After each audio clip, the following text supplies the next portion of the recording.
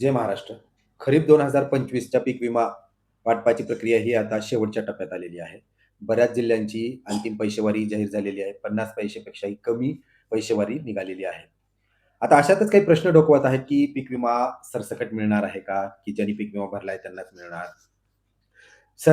जो मिळणार आहे पीक विमा तो किती मिळणार आहे? हेक्टरी 17,000 मिळेल का त्यापेक्षाही जास्त मिळेल?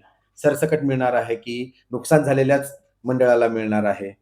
कोणत्या पिकासाठी किती लागू होणार आहे?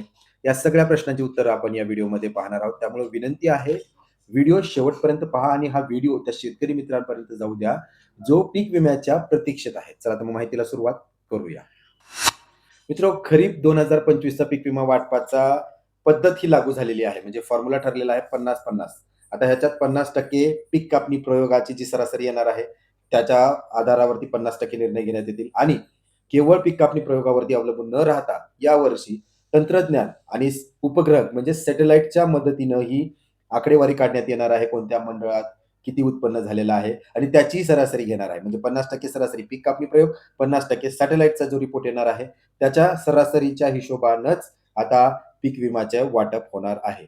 आपण पाहतो राज्यभरात 73,000 पीक कापणी प्रयोग घेण्याचा निर्धार होता. त्यापैकी 63,000 पीक कापणी प्रयोग हे झालेले आहेत आणि बऱ्यापैकी जिल्ह्यांची अंतिम पैशेवारी आलेली आहे.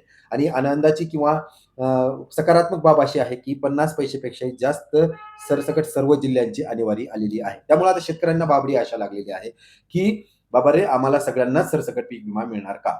आणि दुसरा प्रश्न म्हणजे मुख्यमंत्र्यांनी जे सांगितलं होतं 17,500 हेक्टरी मिळणार आहे, तर ते 17,500च मिळेल की त्यापेक्षाही जास्त होऊ शकते. तर त्याबद्दल मुख्यमंत्र्यांनी स्वतः सांगितलंय, जर नुकसान जेमतेम असेल, तर तुम्हाला 17,500 मिळणार आहे आणि ज्या मंडळामध्ये नुकसान खूप अधिकचं झालेलं आहे, त्या मंडळात नुकसान भरपाई 30,000 ते 40,000 हेक्टरी मिळू शकते. त्यामुळं 17,500 ही कमाल मर्यादा असणार आहे आणि जास्तीत जास्त 30,000 ते 40,000 हेक्टरी पण मिळू शकतं. डिपेंड आहे, ते अवलंबून असणार आहे तुमचं ज्या मंडळात जितक्या टक्केवारीचे नुकसान झालेलं आहे त्याच्यावरती. आता त्यासोबत प्रश्न हाही येतोय, की सरसकट मिळणार आहे, तर पूर्ण जिल्ह्याला मिळेल का? म्हणजे एखाद्या जिल्ह्याची आणेवारी 50 पैशापेक्षा कमी आली. छत्रपती संभाजीनगरची आणेवारी 47.80 किंवा 48 च्या पैशापर्यंत आलेली आहे. तर पूर्ण ह्याला मिळणार का? म्हणजे छत्रपती संभाजीनगरला मिळणार का? तर त्याच्याबद्दल असं आहे, की छत्रपती संभाजीनगर जिल्ह्यामध्ये जे मंडळ, महसूल मंडळामध्ये आणेवारी 50 पैशापेक्षा कमी आली आहे. केवळ त्याच महसूल मंडळातल्या शेतकऱ्यांना आणि सोबतच ज्यांनी कुणी पीक विमा काढलेला आहे, उतरवलेला आहे खरीप 2025चा, त्याच शेतकऱ्यांना विमा लागू होणार आहे. मग आपण पाहिलं रक्कम किती आहे? 17,000 ते 40,000 पर्यंत जाऊ शकते. विमा सरसकट आहे का? तर जिल्ह्याला सुद्धा सरसकट नाहीये. जिल्ह्याची आणेवारी 50 पैशापेक्षा कमी आली तर पूर्ण जिल्ह्याला लागू न होता, ज्या मंडळातून आणेवारी 50 पैशापेक्षा कमी आली आहे आणि ज्या मंडळातल्या लोकांनी पीक विमा उतरवला असेल, तरच तुम्हाला पीक विमा मिळणार आहे. आता यासोबतच बरेच सारे प्रश्न आहेत, की कधी मिळेल? जर आम्ही पात्र असेल तर कधी मिळेल आणि कोणत्या पिकासाठी मिळेल? आपण पाहतोय दरवर्षी डिसेंबरच्या शेवटपर्यंत सगळ्या जिल्ह्याची आणेवारी ही जाहीर करण्यात येते. आता आपल्याकडे अवघी 4 ते 5 दिवस आहेत. त्यामध्ये उर्वरित जिल्ह्यांची आणेवारी समोर येईल आणि ती जी काही असेल ती मी तुमच्यासोबत व्हिडिओच्या माध्यमातून शेअर करणार आहे. परंतु आता याची तारीख जी आहे ती जानेवारीच्या पहिल्या आठवड्यात आपण अपेक्षित करू शकतो, की ह्या पीक विम्याच्या घोषणा केल्या जातील. पण ते कोणत्या पिकासाठी?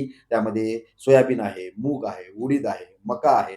या पिकांची जी अल्पमुदतीचे पीक होते, त्यांची आणेवारी जाहीर झालेली आहे. पीक कापणी प्रयोग संपलेला आहे. याच पिकाचा जानेवारीच्या पहिल्या आठवड्यात आपण प्रतीक्षा करू शकतो, अपेक्षा करू शकतो, की पीक विम्याचा अपडेट मिळेल. परंतु कापूस आणि तूर यासारखं जे पीक आहे, तर त्यांच्या पीक कापणी प्रयोगाला आणखी 1 ते 2 महिने लागू शकतात. त्यामुळे त्यांचं विमा वाटपाचा जो मार्ग आहे, त्याला अजूनही प्रतीक्षा करावी लागणार आहे. आशा करतो ही माहिती तुमच्यासाठी उपयुक्त ठरणार आहे. अशाच नवनवीन अपडेट्ससाठी चॅनलला सबस्क्राईब करायला विसरू नका. धन्यवाद.